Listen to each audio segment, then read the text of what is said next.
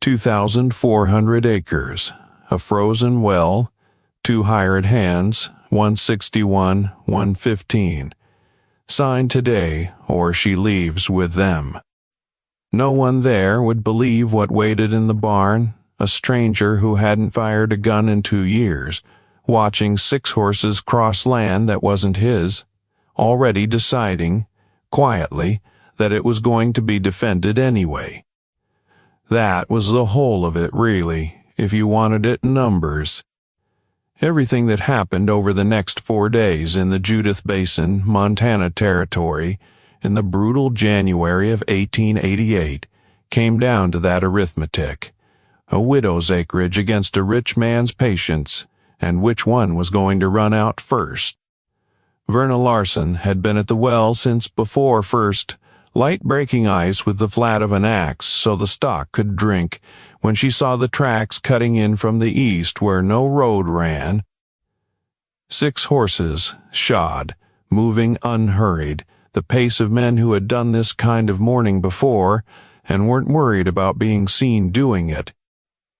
She counted them from the yard, with her breath going white in front of her, and she knew who had sent them before she ever saw a face. The cold that January had a particular quality to it, the kind that got into a person's joints and stayed there past noon. Verna's hands, wrapped in a dead man's gloves 2 sizes too big, had gone past aching into something closer to numb, and she worked the axe anyway, because the stock didn't care whose fingers hurt, they only cared whether the trough had water in it by sunup. Amos 61, and slower every winter than the one before, was already out at the fence line checking for drifts that could bury a calf standing up. Wyatt, 15, and still built like a fence post himself, was somewhere behind the barn with the wood axe, and the sound of his splitting carried thin and even across the yard until the moment it didn't. Until he'd seen the same track she had and gone quiet the way boys go quiet when they understand all at once. Verna set the ice axe down against the well housing, not because she was finished, but because her hands had started to shake and she didn't want 6 riders to see them do it. She had learned that particular discipline 3 visits ago. A woman who let her hands shake in front of Silas Vane's men had already given away everything they'd come to find out. The 6 came up the frozen lane at mid-morning. 5 stopped at the gate and sat their horses loose, the way men sit when they expect no trouble and want to look ready for some anyway. 1 rode straight for the porch, where Verna was already standing with her arms crossed over her coat, a woman who had watched riders come up that road 3 times before this one, and had learned there was no profit in flinching first. Vane sends his regards. The lead rider didn't bother dismounting. And his terms. Tell Mr. Vane I gave him my answer in November. November's done. You've got 2,400 acres and 2 hired hands. One of them 61, the other one 15. And Mr. Vane holds the note on the Doyle place 2 miles east.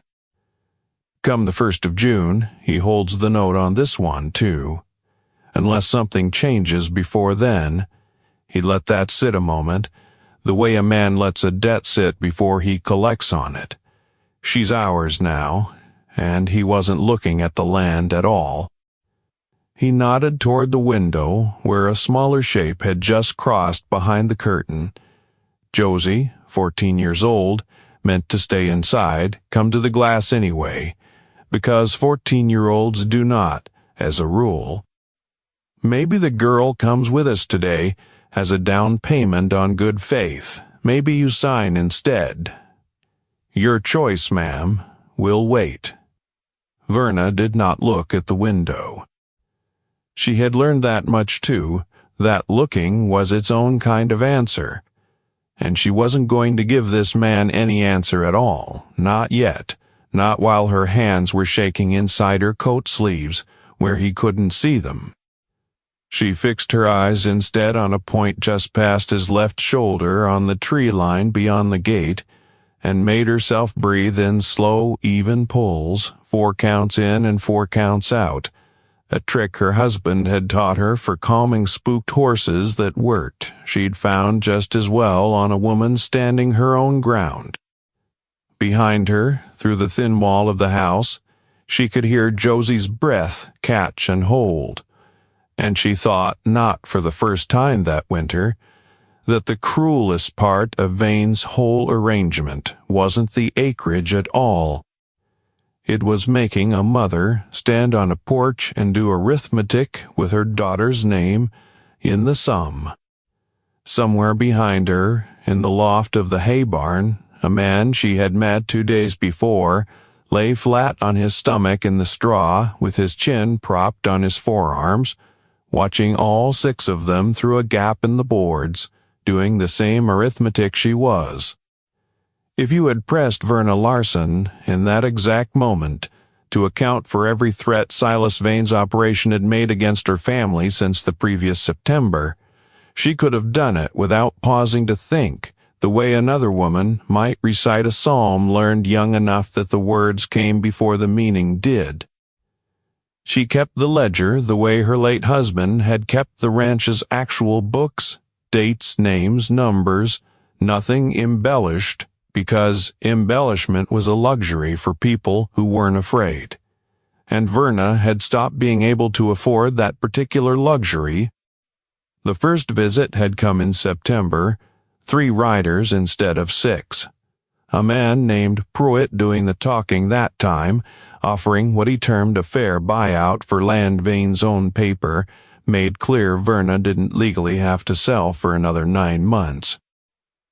She had turned him away with coffee and a firm no, and for 2 weeks after that nothing had happened at all, which she'd made the mistake of reading as the end of it. The second visit came in October 5. Riders this time, no coffee poured or accepted. A different man doing the talking, mentioning for the first time that Vane held notes on 3 other outfits in the basin. That was the visit where they'd first mentioned Josie by name, not as a threat exactly, just an observation, a pretty girl alone on a big spread with just her mother and 2 old hands. Isn't that a worry out here this far from town? Dressed up soft enough that no court in the territory would call it one.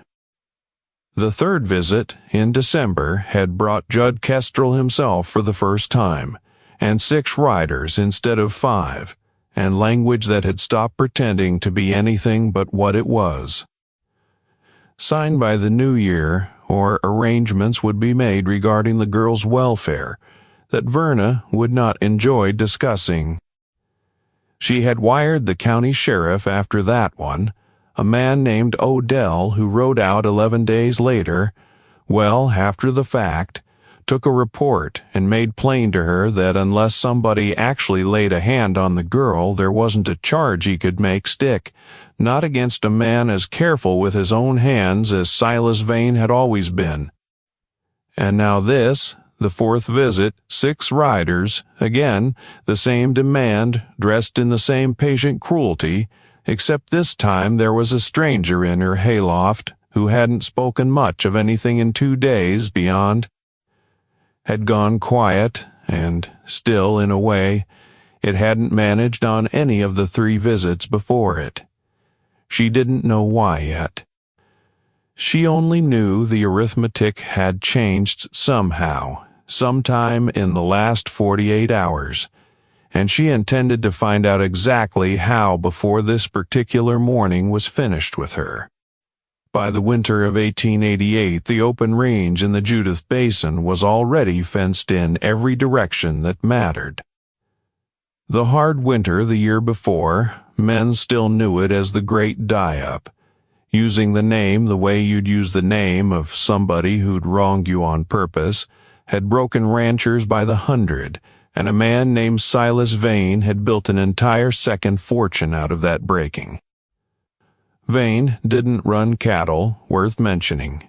He ran paper.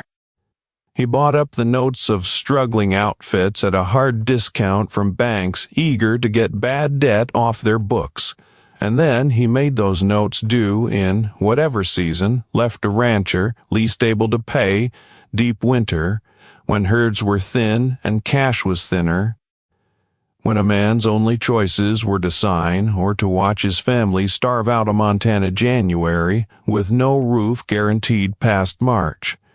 He had done it to the bracken spread first 2 years back, then the Ostrander place.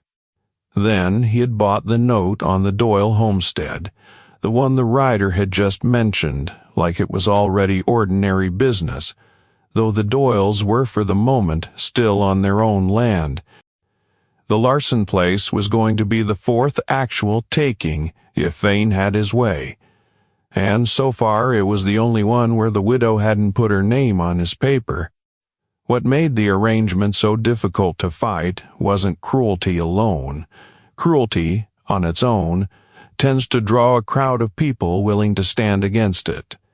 What made it difficult was the patience. Vane never rushed a family past the point where a court or a sheriff could call his methods a crime. He let winter do the frightening for him, and winter in the Judith Basin needed no encouragement. What Vane's scouts had missed in 3 weeks of watching this particular ranch from a discreet distance was who else had turned up at it. The man in the loft had ridden in 2 days earlier on his way south, asking after a horse trader named Weeks he'd heard worked out of the basin. He'd meant to be gone by morning. The weather had turned hard that first night, and Verna Larson, who fed strangers first and pressed for answers after, not before because that was the kind of household her husband had raised her to keep, had let him know the bunkhouse was warmer than wherever he'd been planning to sleep. His horse, a big raw-boned gelding named Duke, had been restless since well before dawn that morning, working his ears at something out past the tree line long before 6 riders became visible to human eyes. The man had climbed the loft ladder to see what Duke already knew, because watching costs a man nothing, and because some habits from an old life don't wear off. His name was Levi. It wasn't the kind of name that meant anything to anybody in the Judith Basin yet. That was about to change, though not in the way 6 riders and the man who'd sent them were expecting. 2 years before, Levi had put down a gun he'd carried for the better part of a decade.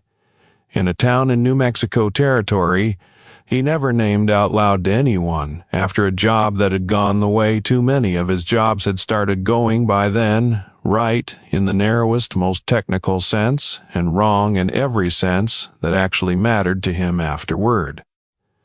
He hadn't mentioned any of that to Verna in 2 days of borrowed shelter, and she hadn't pressed past the ordinary courtesies a household owes a traveling stranger. What she'd noticed instead, without either of them naming it, was the particular way he moved through a room, always aware of the doors, always seated with his back to a wall if a wall was available, a man's habits outlasting a man's intentions by a wide margin. Josie had noticed it too, in the unguarded way children notice things adults have trained themselves not to remark on, and had wondered aloud at supper the first night whether he'd ever been a soldier. He'd assured her no, which was true, and let the rest of the question lie where she'd left it, which was a kindness in its own way, because the true answer would have frightened a 14-year-old a good deal more than a soldier's would have. "You've got until tomorrow morning." The lead rider turned his horse. Then the barn door opened, not violently, not even fast, and a man in a long dark coat stepped out into the yard, hat low against the wind, hands loose and empty and visible at his sides, and stopped roughly 20 feet from the lead rider's horse. He didn't say a word. For a long moment nobody in that yard trusted their own eyes. 6 armed men, each of them working out, in his own private and increasingly uneasy way, what a seventh man doing absolutely nothing was supposed to mean. The rider nearest the gate, a young one, barely older than Josie by the look of him, let his hand drift toward his belt, and then, seeing that Levi's hands hadn't moved at all, let it drift back, embarrassed at himself in a way he probably couldn't have named. An older rider 2 horses down spat into the snow and studied Levi's boots, his coat, the set of his shoulders, doing the particular arithmetic that men who've been in a fair number of fights do without meaning to, where the weight sits, how the weight would move. Whether this particular stranger looked like a man who'd been shot at before, and minded it less than most. He didn't like his own answer. Neither did the man beside him. Judd Kestrel, still mounted, still closest to the porch, was the only one of the 6 who didn't look at Levi's hands at all. He looked at Levi's face instead, and something in it, not fear exactly. Kestrel had ridden past fear a long time ago in this line of work, made him sit a little straighter in the saddle, the way a man sits up when he recognizes in a stranger some version of a road he himself had once traveled and hadn't much liked. A man with something to prove reaches for his belt. A man with nothing to prove just stands there and lets the not reaching do the talking, and that is a harder thing for frightened men to argue with than a drawn gun ever is. It is one thing to face down a threat. It is another thing entirely to face down the total absence of one, presented by a man who plainly could have made a threat if he'd wanted to, and chose very deliberately not to. "We're leaving." The lead rider got the words out faster than he'd meant to, and his horse felt the change in him and sidestepped. "Tomorrow morning, Mrs. Larson, think hard on what you just heard." The 6 of them left at a trot that turned into something closer to a canter well before they cleared the tree line, and neither Verna nor Levi broke the quiet until the sound of them was gone. If you've watched enough of these stories with me, you already know the shape a lot of them take from here. A fight in a yard. A man who solves a threat the way threats usually get solved in this country. I want to tell you plainly, before you get too far into this one, that this is not that story. Nobody in the Judith Basin fired a shot that entire winter. What ended Silas Vane's operation, cold, was a piece of paper and a bank in Fort Benton, and a man who understood something most gunfighters never bothered to learn, that some men can survive being shot at a great deal better than they can survive being audited. Stay with me. It gets better than a gunfight, if you let it. You didn't have to do that. Verna hadn't moved from the porch rail. Her voice was steadier than her hands had been a minute before, but only just. Levi was still watching the tree line, the way a man watches a door he isn't sure is done opening. They'll come back tomorrow with more than 6. I know that, too. Josie had come out onto the porch by then, coatless, having decided that whatever discipline had kept her behind the curtain through the worst of it no longer applied now that the yard was empty. She stood close against her mother's side and studied Levi with the frank, unhurried attention of a girl trying to reconcile the quiet man who'd eaten 2 suppers at their table with the one who'd just made 6 armed riders leave at a canter without lifting a hand. Are they really coming back with more? Might be. Levi didn't soften it for her, which Verna noticed and appreciated more than she let on just then. Might also be your mother's about to send a wire that makes coming back with more men a waste of Mr. Vane's time. Depends some on what the next 2 days look like. She laid out the rest of it standing right there in the cold, because there wasn't any good reason left to pretend he hadn't already seen the worst of her mourning.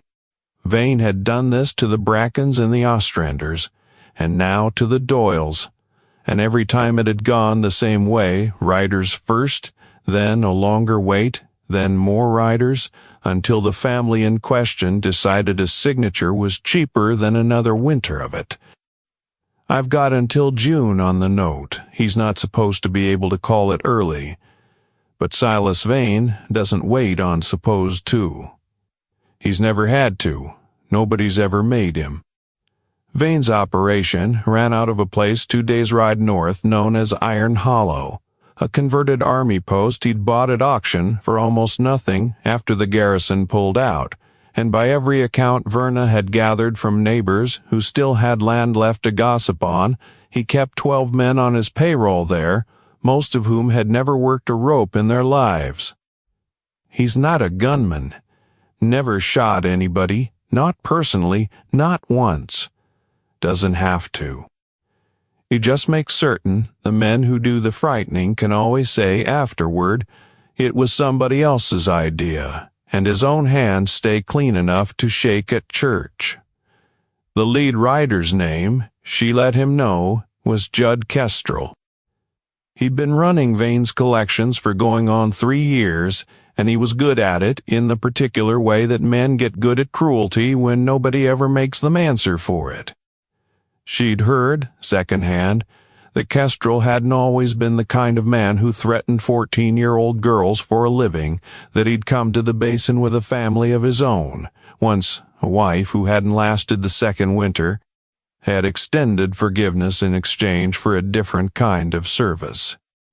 She didn't know how much of that was true and how much was the kind of story people spun for themselves about cruel men to make the cruelty feel like it had an explanation, a door, somewhere that might still open the right way if pushed correctly. Levi checked the rifle he hadn't drawn out of habit more than intent, because this wasn't going to be that kind of road, not yet, and if he had his way, not ever. Verna watched him do it and understood the gesture for what it was. A man taking inventory of a fight he had already decided not to have, at least not with bullets. I'm coming with you, wherever you're riding, to sort this. He kept it plain, without unkindness. It's your daughter they threatened, which is exactly why you stay. Somebody needs to be here who can tell people the truth of what happened this morning if it comes to that. And somebody needs to be here with that girl, full stop.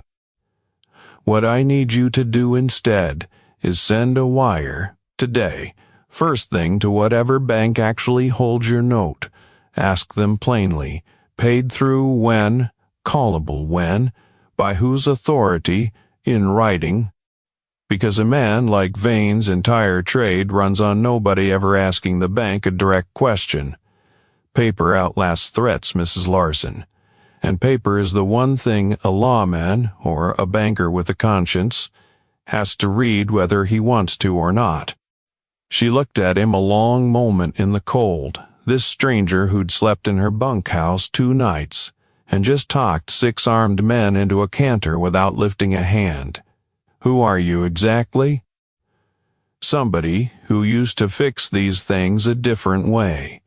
He was already moving toward the barn, toward Duke, trying not to be that somebody anymore. Amos came around the corner of the barn just then, breathing hard from having crossed the yard at something close to a run the moment he'd seen the riders finally clear the tree line. An old shotgun he hadn't fired in a decade, held loose and forgotten in one hand. He'd meant to be standing on that porch himself, he confided to Verna later that afternoon, 61 years old or not, and it had shamed him some that a stranger 2 days in the bunkhouse had beaten him to the yard.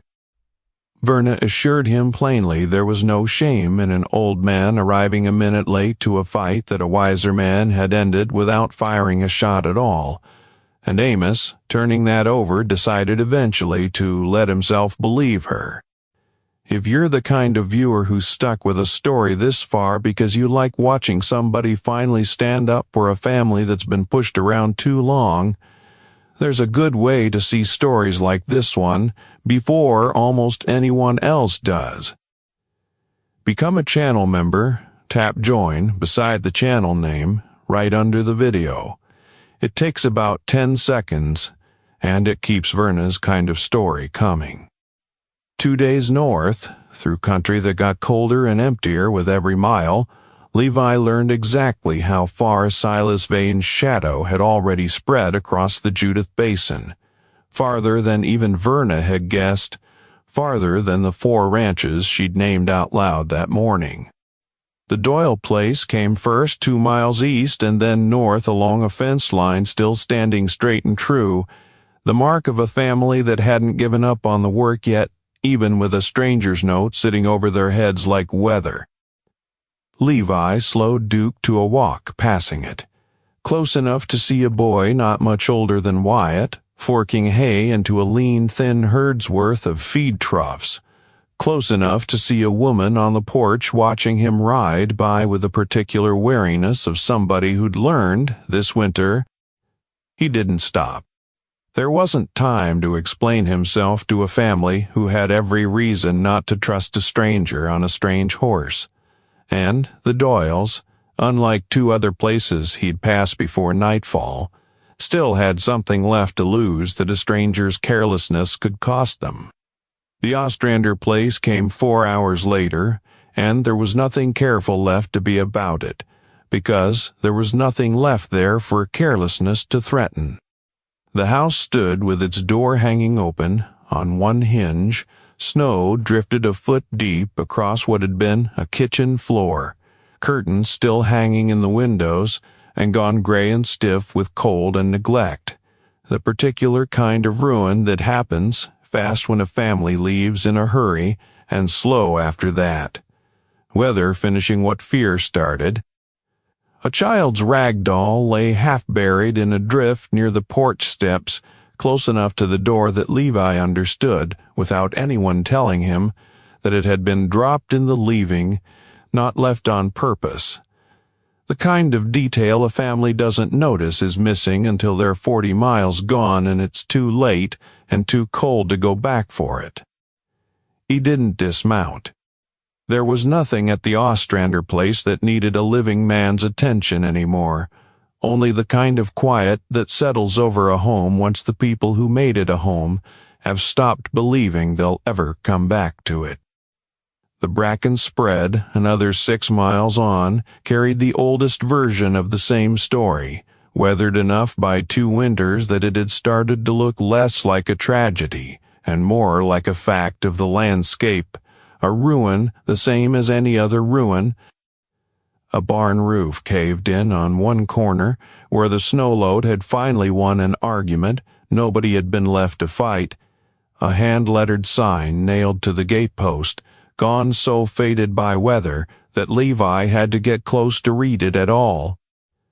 For sale, read the sign, in a hand that wasn't Vane's own, some agent's careful lettering advertising 1,200 acres a family had bled 2 generations into, priced, Levi guessed without much trouble, at whatever a man like Vane's people had decided it was worth to them, and not $1 closer to what it had actually cost the Brackens to lose. An old man was working near the bracken gate when Levi rode past, close enough to speak to, bundled against the cold and stacking loose fence rail into a sled, with the patient, unhurried motion of somebody doing salvage work. He straightened when Duke's hooves broke the crust of snow near enough to notice, studied Levi a moment, the way men in that country studied any stranger, and decided, evidently, that there was no harm left in talking to one. You riding through or riding somewhere in particular? Somewhere in particular. Levi didn't dismount, but he let Duke stand. You knew the family here, knew them 30 years. Watched Tom Bracken build that barn with his own hands, the summer of '58. The old man nodded past Levi's shoulder toward the caved roof, without much expression left in his face for the subject, the particular flatness of a man who'd already grieved a thing down to its bones and had nothing fresh left to grieve it with. Vane's people came 4 times before they finally signed. I recall him saying once it wasn't the money that broke them so much as the waiting. A man can fight a thing that happens once. Harder to fight a thing that just keeps not happening yet, winter after winter, until it finally does. Levi turned that over the rest of the ride north, the old man's phrase sticking to him the way a true thing sticks longer than a clever one usually does a thing that just keeps not happening yet. That, more than the 6 riders in Verna Larson's yard, more than the note itself, was the actual weapon Silas Vane had built his whole fortune out of. Not violence, which draws witnesses and sheriffs and consequences sooner or later, but dread. Poff, in a season that did most of the cruelty on Vane's behalf, and left his own hands clean enough, same as Verna had put it, to fold in a church pew without a tremor in them. Iron Hollow sat low against a ridge the way old army posts tend to, built for defense against a threat that didn't exist anymore and repurposed now for a meaner one. Levi came in slow at dusk and made his camp on high ground a half-mile off, close enough to watch the compound's evening rhythm without being part of it. Lamps lit in the main house first, then the bunkhouse, 12 men's worth of shapes moving against the light. A big man's silhouette, he guessed, was Vane himself, pacing once past a window and not coming back to it. A man too careful, or too cowardly, to be watched doing his own business. Levi counted the buildings twice in the fading light. The main house, the old officers' quarters converted to a bunkhouse, a stable that had clearly once housed cavalry mounts and now housed a dozen unremarkable ranch horses, standing apart the way a thing stands apart when the man inside it prefers not to sleep among the men he commands.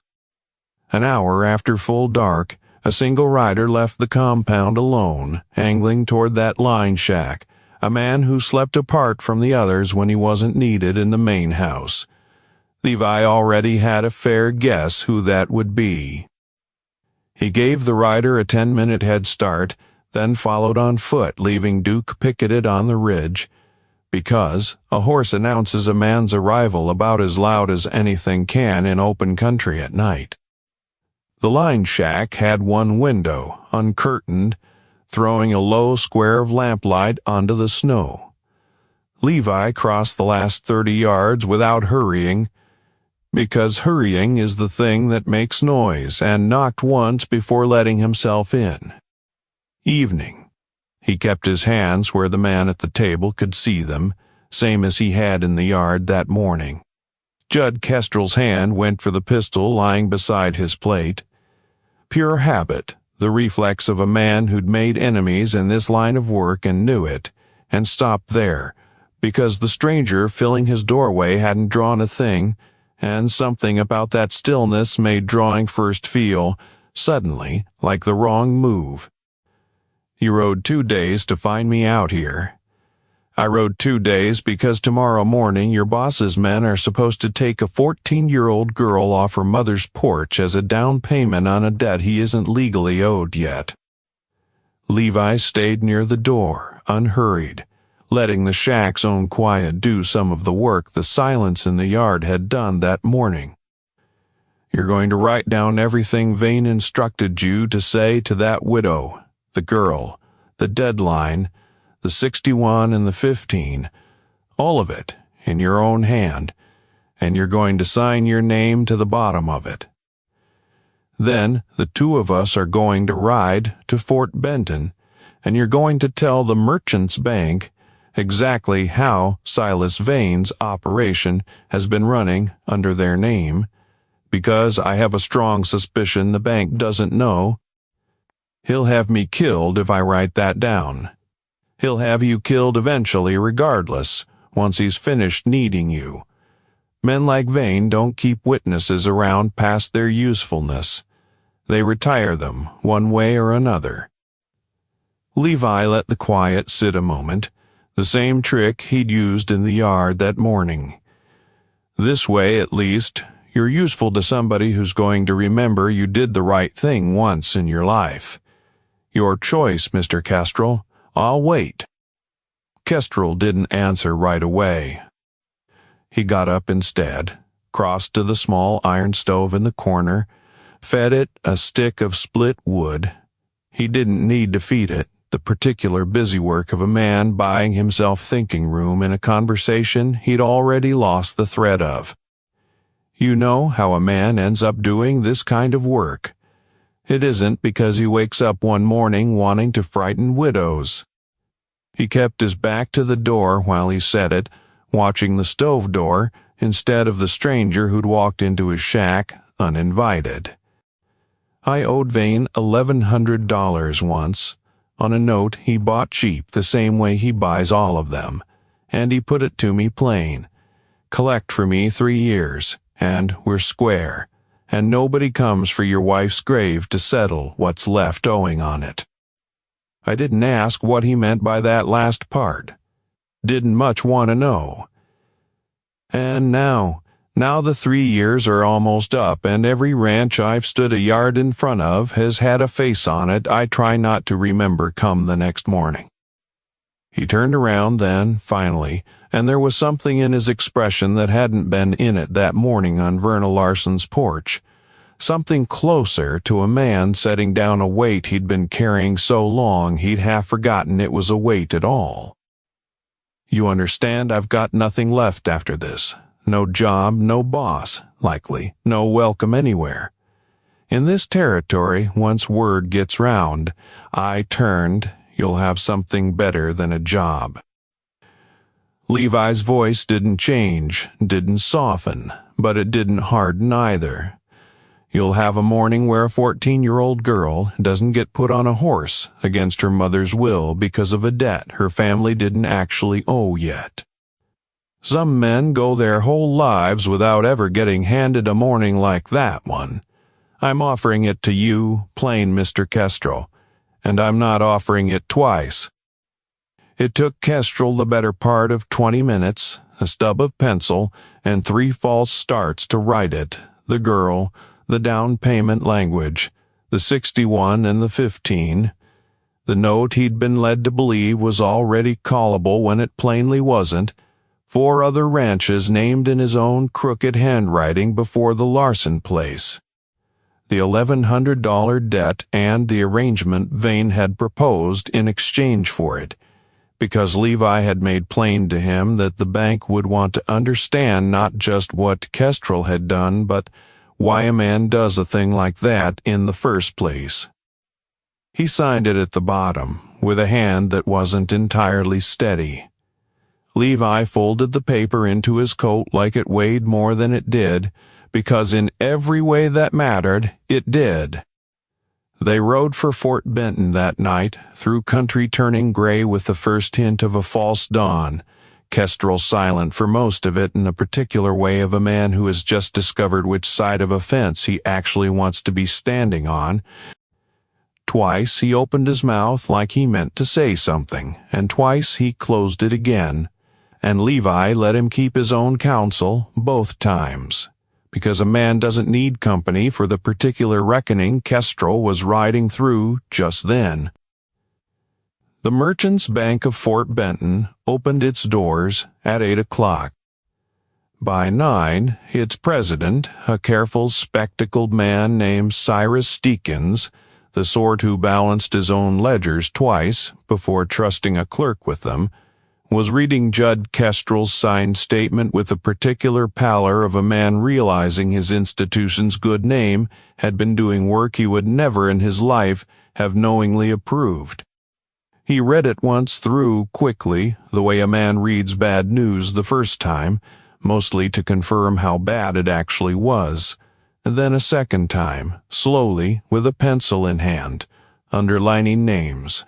Bracken, $1,100, and calling for his head clerk, a younger man named Pruitt, who'd been with the bank 6 years and had never once seen Deacon's hands unsteady over a ledger before that particular morning. They pulled the actual notes from the vault together, the three of them, spreading original loan paper across Deacon's own desk in a way that made the office feel smaller than it was. The Bracken note, dated 4 years back, sold off cheap to a buyer of record named S. Vane 18 months into its term. The Ostrander note, same buyer, same pattern. The Doyle note, still active, still held, still legally uncallable until the terms it had actually been written under allowed it. And Verna's wire, which had arrived the afternoon before and sat in the bank's overnight stack until Deacons himself pulled it that morning, her note on the Larson place, it turned out wasn't callable until the 1st of June. It never had been. Every word Kestrel had spoken on that porch about, come the 1st of June, unless something changes before then, had already been a lie shaped to sound like patience. Vane's threat had been exactly that, and nothing more. A bluff built to work precisely because nobody had ever once thought to check. What made Deacons go quiet the longest, longer even than the Larson note had, was what the Bracken and Ostrander files showed once he'd laid them next to each other properly. Neither family, according to the bank's own original terms, had actually been legally obligated to sign when they did. Both notes had years left on their honest terms the day Vane's men rode up those 2 particular yards and started talking about deadlines that, on paper, in the bank's own hand, didn't yet exist. 2 families had lost land they never had to lose, on a schedule, invented whole cloth by a man who understood, better than almost anyone Deacons had ever done business with, that most people facing a threat with a deadline attached to it simply don't think to ask who actually set the deadline, or whether that person had any right to. Deacons set the last file down, took off his spectacles, cleaned them on his shirt front, in the unhurried, deliberate way of a man giving himself a moment before he had to speak again, and looked at the 2 men across his desk. "You understand what you're handing me. I understand it's the truth, Mr. Deacons, written by a man who was there for every word of it." Levi kept his voice even the same register he'd used in Verna's yard and in Kestrel's shack, a man who had learned, evidently, that most rooms settle faster when the loudest thing in them is the quiet. "What you do with the truth is your business now. I'd only ask you do something with it fast. There's a 14-year-old girl on the Larson place whose mourning depends on how quickly you move." Deacons didn't answer right away. He looked instead at the 4 names underlined in his own pencil, at the $1,100 that had bought 3 years of a man's conscience, and then finally at Kestrel. "Mr. Kestrel, what happens to you now if I move on this the way it needs moving on?" "Don't rightly know, sir. Hadn't thought that far past this morning. Well..." Deacons put his spectacles back on, and something in his posture had already changed. The particular straightening of a man who has decided, in the space of a single sentence, exactly what kind of banker he intends to have been by the end of this. "You've done a hard thing coming forward the way you have, and I don't imagine it'll be the last hard thing this costs you before it's finished. But you'll leave this office with my thanks, and if you're still in this territory come spring, looking honest work, you come find me first." That same afternoon, 2 things happened more or less at once, though 140 miles of Montana territory sat between them. First, the Merchants' Bank of Fort Benton dispatched its own rider north to Iron Hollow to inform Silas Vane, in careful writing, that his entire lending arrangement with the bank was under formal review pending an inquiry into irregularities, and your credit is worth nothing until we say otherwise. Deacons had the letter drafted and sealed within the hour, and he sent a second, shorter letter, along with it addressed to every bank he corresponded with regularly across the territory, the kind of quiet professional courtesy that meant, in practice, that Silas Vane's name would carry a different weight in every one of those offices by the end of the week. Whether or not the formal inquiry ever produced a single further finding. Second, Judd Kestrel, of his own choosing this time, rode south for the Larson place, 6 hours ahead of anyone else, carrying word that whatever Vane's remaining men had planned for that morning, they had better plan on doing something else entirely, because the man behind it no longer had the credit to make good on a single threat he'd issued. Here's the part of this story I think is worth pausing on for a moment, because it's the part that makes Vane different from most of the men I've told you about on this channel. He never once drew a weapon. His whole empire was built on paper nobody ever read closely enough, and it came apart the exact same way. On paper, in an office, at 9 o'clock, on an ordinary Tuesday morning, with no shot fired and no blood spilled anywhere in the Judith Basin. Silas Vane, practical to the last, had already begun the slow work of becoming a man who had never uttered any of it, denying every word to anyone who'd listen even as the bank's letter sat unopened on his own desk. It wouldn't save him. It never does, not once the paper's already moving. If that's the kind of ending you come to this channel hoping for, there's a simple way to see more of them before anyone else does. Become a channel member, tap join beside the channel name, and you'll get the next story first. Word of the bank's letter reached the basin's other ranchers faster than Vane himself could have managed to slow it, the way news travels in country where everybody's watching the same road for the same kind of rider. A neighbor of the Doyles, riding into Fort Benton 2 days later on business of his own, carried the story home half-formed and grew it in the telling, so that by the time it had passed through 3 more households it had acquired details nobody present had actually witnessed, a gunfight that never happened, a jailing that never occurred. But the true shape of it survived underneath the exaggeration well enough. A widow's ranch had stood. A stranger had ridden 2 days and come back with a bank's own letter instead of a bullet.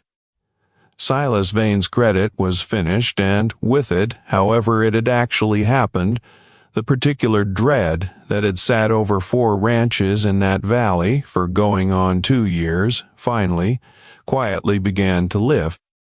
Verna Larson was on the porch when the rider came up the lane at midday, Gussie standing close beside her in her good coat, both of them having watched that same stretch of road with dread for 4 straight mornings, and finally on the 5th watching it for a different reason.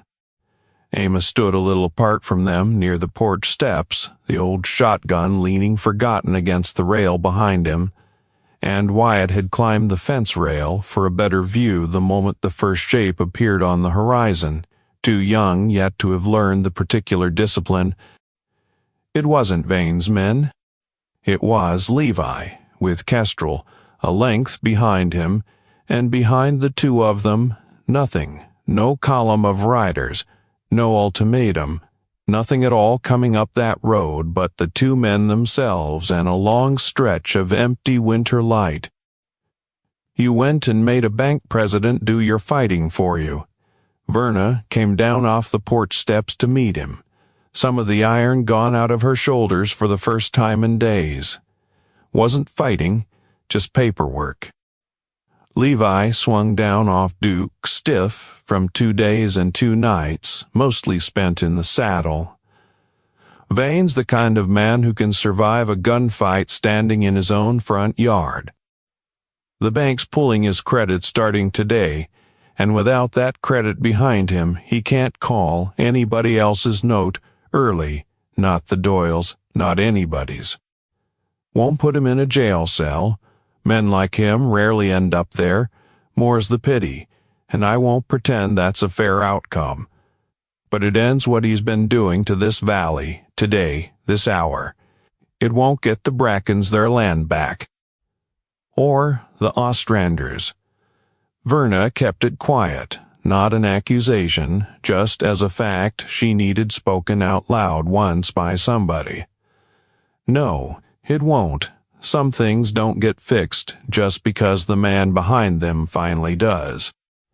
He glanced past her at Josie, who was watching him with the frank, unguarded attention of a 14-year-old cataloging a stranger who had, as far as she was concerned, simply stopped the worst morning of her life from happening by standing very still in a yard. You're safe in your own house tonight, that part I can promise. Amos crossed the yard, then gave Kestrel a hand down off his horse, without a word of judgment in the gesture, the particular grace of an old man who'd decided, somewhere on the ride between watching this man on Verna's porch 4 days before, that a man could do a wrong thing for 3 years and still be worth a hand down off a tired horse the day he finally stopped doing it. You're not staying, it wasn't quite a question. No, where then? South, mostly. There's a fence line dispute 2 counties over. I was supposed to be settling before all this got in the way of it.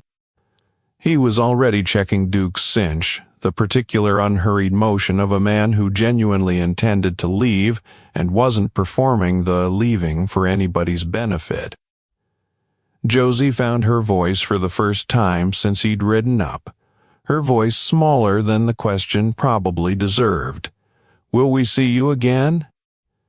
Levi considered that honestly, the way you'd want a person to consider a question that mattered to a 14-year-old who'd nearly been handed off as collateral 4 mornings running. Probably not, but you won't need to. That's the part that matters. He rode out before the sun had cleared noon, south along the fence line that marked the edge of what had, until that week, been Silas Vane's undisputed country, the winter light, flat and white and clean across land that for the first time in 2 years didn't carry Vane's shadow lying over any part of it. Verna and Josie stood at the rail and watched him go until he was a small dark shape, and then nothing at all. And neither of them said much, because there wasn't a great deal left that needed saying. Kestrel stayed on another week, helping Amos and Wyatt with the stock and the fence repair Vane's riders had trampled coming and going, working off, in his own quiet way, 3 years of collecting other men's ruin for a boss who'd never once ridden out to see the ruin himself. He kept mostly to himself those 7 days, ate at the far end of the table, and stayed quiet unless someone addressed him first. A man doing penance in the plainest available currency, labor, silence, and the slow, uneasy rebuilding of a household's trust in him, one split fence rail at a time. By the 4th day, Wyatt had stopped watching him sideways while they worked. By the 6th, Amos had started passing him tools before he had to ask for them.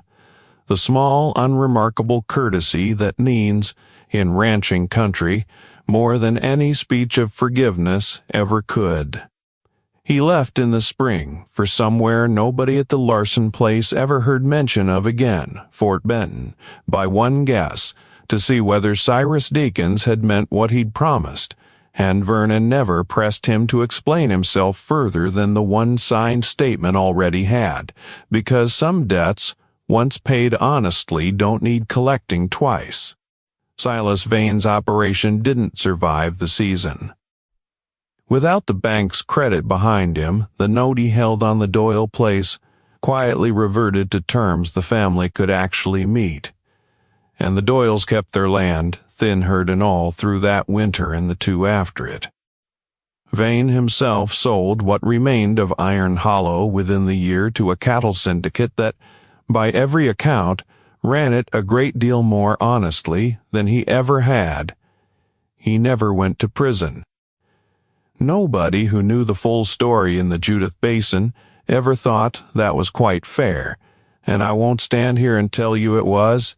Some wrongs just get stopped instead of punished, and a good ending, the honest kind.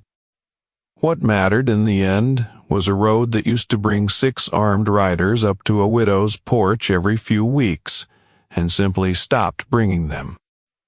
The Bracken place stood empty a long while, yet after that the for sale sign, eventually falling off its nail, entirely one hard windstorm, and never getting nailed back up by anybody, though word eventually reached the Larson place that a family from down near Great Falls had bought the land outright 2 years later. No rider ever coming up that lane again, with terms attached to anything. The Ostrander place took longer. Some ruins, once a season's weather has finished with them, take more than one family's willingness to try again before anybody's ready to try. Nobody in the Judith Basin ever learned much more about the quiet man who'd ridden in from the north that January and out again headed south. Not even a last name, not even where exactly that fence dispute 2 counties over had actually been. Verna Larson kept the ranch, all 2,400 acres of it, through that winter and every one after, and she recounted the story often enough over the years, to Josie's children eventually, and to neighbors who still couldn't quite believe 6 armed men had backed off a yard because one man stood still in it. That the shape of it never wore down the way most old stories do. A widow's arithmetic against a rich man's patience, and in the end it wasn't a gun that decided which one ran out first. It was a piece of paper nobody thought to read closely enough, until somebody finally did. If you want more quiet justice stories like this one, there's an easy way to keep them coming. Tap Join beside the channel name to become a member, and I'll see you in the next one. If you've made it this far with me, you already know the kind of channel this is: quiet justice, no wasted violence, women who don't need saving so much as they need somebody willing to stand still in the right yard at the right hour. Verna Larson didn't need a gunfight. She needed a morning where nobody rode up that lane at all, and in the end, that's exactly what a stranger with no name worth remembering managed to give her.